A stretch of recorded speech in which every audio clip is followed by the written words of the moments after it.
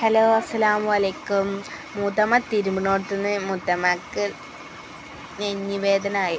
അപ്പോൾ മൂത്തമ്മ റെസ്റ്റ് എടുക്കാൻ വേണ്ടി പോയി.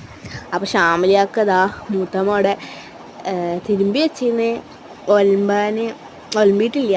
ആൾ ഒലമ്പാണ്. മൂത്തമ്മ പറഞ്ഞിട്ടൊന്നുമില്ല, ആൾ ചെയ്യണം.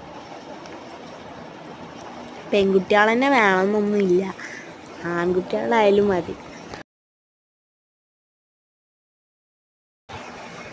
എല്ലാ ജോലിയും പെൺകുട്ടികളെ മാത്രം അടിച്ചേൽപ്പിക്കണ്ട, ആൺകുട്ടികൾക്കും ചെയ്യാവുന്നതേ ഉള്ളൂ.